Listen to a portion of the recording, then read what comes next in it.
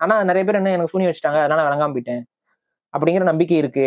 எனக்கு இந்த சூனியம் வைக்கிறது, ஒருத்தனை ஏவி விட்டு அழிக்கிறது. இப்ப நான் என்ன கேட்கிறேன், இப்ப தமிழ்நாட்டுல இருக்க பெரும்பான்மையான மக்களுக்கு குலதெய்வ வழிபாடு இருக்கு. இல்ல அவங்க ஏதோ ஒரு சாமியை கும்பிடுறவங்க இருப்பாங்க. இல்ல வேற ஏதோ ஒரு மதத்துல உள்ள இருக்கிறவங்க, கிறிஸ்டியன்ஸ் இருக்காங்க, முஸ்லிம்ஸ் இருக்காங்க. அவங்களுக்கு ஒரு நம்பிக்கை இருக்கு. அந்தந்த கடவுளுக்கும் ஒரு சக்தி இருக்குங்கிறது வச்சுக்கோமே. அப்படி இருக்கும் பொழுது இன்னொரு கடவுளோட சக்தியை வச்சு நம்ம அந்த ஏவி விட்டு அப்படின்னா அந்த கடவுள் சக்தி இல்லைன்னா ஆயிருமா?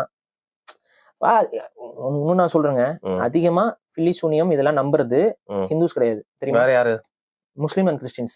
சீரியஸா நீங்க வேணா யாரும் இதை அதிகமா நம்புறவங்க யாரும் இல்ல, கிறிஸ்டியன்ஸ் நிறைய பேர் நம்புறத நான் பாத்திருக்கேன். நானுமே பாத்திருக்கேன். அதிகமா இந்த சூனியம் வச்சுட்டாங்க, இந்த பில்லி சூனியம் வச்சுட்டாங்க, இந்த ஏவி விட்டுட்டாங்கிற அந்த ஸ்டோரி வந்து இவங்க கிட்ட இருந்து அதிகமா வர்றதில்ல.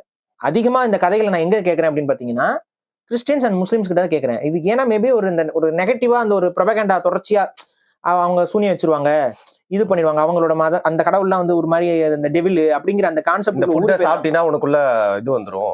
சோ இந்த கான்செப்ட் உள்ள ஊறி போயிருக்கனால மேபி அவங்களுக்கு வந்து அந்த ஒரு பிலீஃப் வந்து ரொம்ப வளர்ந்துருக்குன்னு நினைக்கிறேன். நான் என்ன சொல்றேன், அப்படிலாம் வந்து ஒரு மதத்தோடு இன்னொரு மதத்துல வந்து சண்டை வேணா போட்டுக்கலாம், குருசேடர் வாரம் நீங்க பண்ணலாம், அதே போல இங்க இருந்து அங்க போய் சண்டை போடலாம், அங்க இருந்து இங்க வந்து சண்டை போடலாம், மதத்தை கத்தி முனையெல்லாம் மாத்தலாம், வெறுப்பை காட்டலாம். ஆனா உங்க கடவுளுக்குள்ள சண்டை போடலாம் உங்களால வைக்க முடியாது.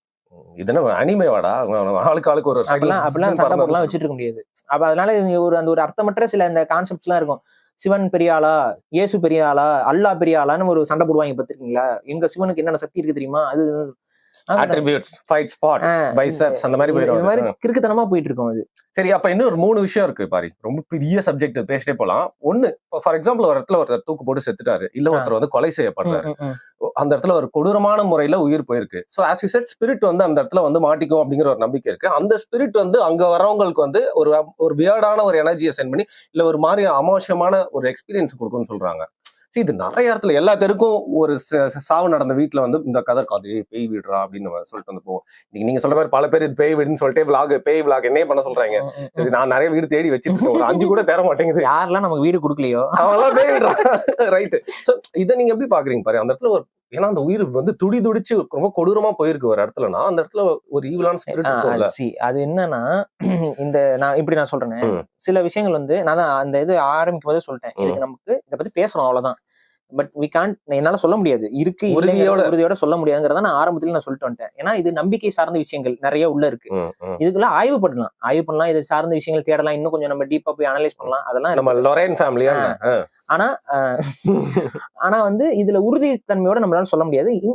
எனக்கு பர்சனலா நான் வந்து இது வரைக்கும் பேய் சம்பந்தமான எக்ஸ்பீரியன்ஸ் நான் அனுபவிச்சிருக்கேன் பார்த்தா இல்ல நானும் இல்ல, இது வரைக்கும் நான் அனுபவிச்சதுல, அனுபவிக்காம இருக்கணும்னு நினைக்கிறேன். இல்ல, கோவிட் டைம்ல யாருமே இல்ல பாரி, தொடர்ந்து ஒரு 3 மாசம் தனியா இருந்திருக்கேன். சரிங்களா, நிறைய நைட் வேணும்ட்டே பேய் படம் பார்ப்பேன், இருட்டுல யோசிப்பேன், பேய் இப்போ வருதா, கடைசியில் 4 மணி கொக்கரக்கோ சவுண்ட் தான் பேய் இல்ல. என்ன பொறுத்தவரைக்கும் நான் பார்த்தது, நமக்கு தனிமையில இருக்கும்போது இன்னும் நீங்க நோட் பண்ணிருப்பீங்க, தனிமையில இருக்கும்போது நம்மளோட சென்சஸ் வந்து என்லைட் ஆயிரும், ஃபுல் ரெடியா இருப்போம்.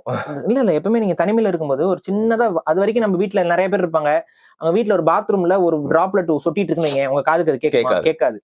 ஆனா நீங்க தனியா இருக்கீங்கன்னா நீங்க அமைதியாக கூட இருக்கணும் அவசியம் இல்ல, தனியா இருக்கும்போது ஆட்டோமேட்டிக்கா உங்களோட சென்சஸ் வந்து ரொம்ப ஹைலைட்டடா இருக்கும். ஏன்னா அது வந்து நேச்சுரல் இன்ஸ்டிங்க்ட் மனிதனுக்கு. நம்ம தனிமையில இருக்கும்போது நமக்கு வந்து எதிரிகள் எங்க இருந்து வேணாலும் வரலாங்கிறனால, காட்டுல இருந்த மனிதனுக்கு அந்த ஒரு சென்சஸ் இருக்கனால டக்குன்னு நம்ம மூளை வந்து சின்னதா ஒரு கதவு சத்தம் கேட்டாலும் அது என்ன இதனால சவுண்ட் வந்துச்சு, நமக்கு அந்த ஒரு இது, அது பயம் கிடையாது, அது இட்ஸ் ஏ ஃபார்ம் ஆஃப், அந்த பயமுமே அதோட சென்ஸோட ஒரு அலர்ட்னஸ் தான். பயந்தாதான், அதாவது பயந்த மான் தான் தப்பிக்கும். கரெக்டா? பயப்படாம மான் நின்றுச்சுன்னா அடிபிடி செத்து போயிடும். அதேதான் மனிதனுக்கும். பயப்படாம நின்று இருந்தோம்னா விளங்காது, என்ன ஏது நமக்கு ஆராய தெரியணும், அப்பதான் மரத்துல ஏறதா இல்லைன்னு ஓடுறதான்னு தெரியணும். சோ அந்த சென்ஸ் நமக்கு இருக்கும். இந்த சென்ஸ்ல சொல்ல பயப்படுறவங்க ஏதாவது ஒண்ணு, ஒரு லைட்டா ஒண்ணு புடவை அசைஞ்சாங்க கூட ஏதோ ஒண்ணு தப்பா ஃபீல் ஆகிட்டு அனுபவிச்சிருக்கலாம். பட் நான் சொல்றேன் சில விஷயங்கள், இப்ப நம்மளோட உறவினர்கள்லயே ஒரு சிலர் வந்து நம்ம கிட்ட அவங்க பொய்யே சொல்ல மாட்டாங்க, பொய் சொல்ல வேண்டிய அவசியமும் இல்லைங்கிற மாதிரி சில பேர் இருப்பாங்கல்ல, அவங்களுக்கு நடந்த எக்ஸ்பீரியன்ஸ் எல்லாம் அவங்க சொல்லுவாங்கல்ல. அப்படி கேட்ட சில எக்ஸ்பீரியன்சஸ்ல நான் வந்து பார்த்தது என்னன்னா, எங்க ரிலேட்டிவ்ல ஒரு வயதான ஒருத்தங்க இருந்தாங்க, ஒரு பாட்டி, அவங்க எங்க குடும்பத்துக்கு ஒரு பாட்டியா இருந்தவங்க. அவங்க வந்து பாத்தீங்கன்னா இந்த ஏதோ ஒரு காரணத்துக்காக அவங்க வந்து போயிட்டு சூசைட் பண்ணிடுறாங்க. அதெல்லாம் ஒரு ஜெனரேஷனுக்கு முன்னாடி நடந்த ஒரு நிகழ்வு. அவங்க ஒரு பர்டிகுலர் கிணத்துல போயிட்டு அவங்க வந்து சூசைட் ஆகிக்கிறாங்க. இது வந்து திரும்ப வந்து ரொம்ப வருஷம் கழிச்சு என்னோட ரிலேட்டிவ்ல ஒருத்தவங்க வந்து காலேஜ் படிக்கும்போது அப்பெல்லாம் வந்து எல்லார் வீட்லயும் லைட்லாம் இருக்காதுல்ல. அப்போ வந்து பப்ளிக் லைட் வெளியில இருக்கும். அங்க வெளியில உட்காந்து அந்த படியோட சைட்ல உட்காந்து தான் படிச்சுட்டு இருக்காங்க. அப்படிலாம் படிச்சது தான் தமிழ் சமூகம். அப்படி படிச்சா தான் வாழ்க்கையில முன்னேற முடியும். லைட் கூட இல்லாம வெளிச்சம் இல்லாம அந்த வெளி ஸ்ட்ரீட் லைட்ல உட்காந்து படிக்க வேண்டிய ஒரு சூழல். அந்த மாதிரியான சூழல்ல படிச்சவங்க. அப்படி படிச்சுட்டு இருக்கும்போது டக்குன்னு பாக்குறாங்க தூரத்துல ஒரு உருவம், வெள்ளை உருவம் அதே மாதிரி போய் அந்த கிணத்துல விழுகுது. பதறி போயிட்டு வீட்டுல வந்து சொல்றாங்க, இந்த மாதிரி விழுந்திருக்கு, என்னமோ யாரோ விழுகுறாங்க அப்படின்னு.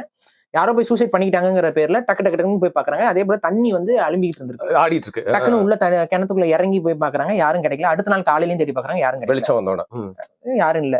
சரி, ஏதாவது பிரம்மையா இருக்கும் அப்படின்னு. அதுக்கப்புறம் பாக்குறாங்க இதே ஸ்டோரி எங்க வீட்டுல ஒருத்தருக்கு நடக்குது. அதே போல எங்க ரிலேட்டிவ்ல இன்னொருத்தாங்க, எல்லா ரிலேஷன்ஸும் பக்கத்துல தான் இருப்பாங்க. அவங்களும் அதே மாதிரி பாக்குறாங்க. அதே கிணறு, அதே கதை. இன்னொருத்தவங்களும் பாக்குறாங்க. இந்த மாதிரி 3 பேர் 4 பேர் பார்த்த உடனே இந்த மந்திரிப்பாங்க, இதெல்லாம் பண்ணுவாங்களா, அவங்களை கூப்பிட்டு வந்து அவங்கள விசாரிக்கிறாங்க, இது என்ன ஏது. அதே போல எங்க வீட்லயுமே என்ன நடந்திருக்குன்னா, வீட்டுல எல்லாம் தூங்கிட்டு இருப்பாங்க. நைட்டு வந்து கதவு டப்புன்னு தட்டுற மாதிரி ஒரு இது. அதே போல எங்க அம்மாயி வந்து வெளியில போகும்போது அவங்கள வந்து ஏதோ ஒரு அடிச்சு கீழே விழுந்த மாதிரி அவங்க மயங்கி விழுந்திருக்காங்க வெளியில போகும்போது.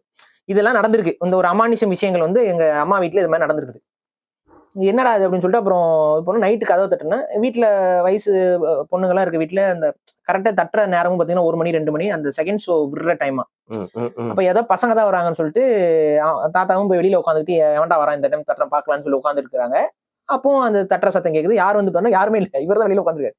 அப்ப சம்திங் ஏதோ அப்நார்மலா இருக்கணும்னே அப்புறம் கூப்பிட்டு இது பண்ணும் பொழுது அவங்க எங்களோட இதுல ஒரு அம்மாச்சி, அவங்க வந்து இந்த மாதிரி இறந்துருக்காங்க போல. அவங்கள வந்து யாருமே அதுக்கப்புறம் சாமி இது பண்ணி கும்பிடல, இது பண்ணல. அவங்களுக்கு நீங்க படையில வச்சு கும்பிட்டா அது போயிடும் அப்படிங்கிறாங்களா. அதே மாதிரி சாமி வச்சு கும்பிட்டுருக்காங்க. அது மாதிரி பண்ணிருக்காங்க. அது படையல் போட்டீங்கன்னா வருஷம் அவங்க இது பண்ணுவாங்கல்ல, அமாவாசைக்கு நினைவு கூறுதல், அது பண்ணிட்டீங்கன்னா போயிடுவாங்க அப்படின்னு அதே மாதிரி பண்ண ஆரம்பிச்சிருக்காங்க. அதுக்கப்புறம் எதுவும் நடக்கல. இது வந்து என்னோட குடும்பத்துக்குள்ளேயே நடந்த ஒரு இது. இப்ப இது இந்த கதையை நான் என்கிட்ட சொல்லும் பொழுது மல்டிபிள் சோர்சஸ்ல இருந்து கேட்டுக்கிறேன். குடும்பத்துல இருக்க எல்லா பிளட் ரிலேட்டிவ் இதை அவங்க சொல்றாங்க. இது எனக்கு நம்பிக்கை இல்லை. ஆனா இவங்க என்கிட்ட போய் சொன்ன அவசியம் இல்ல.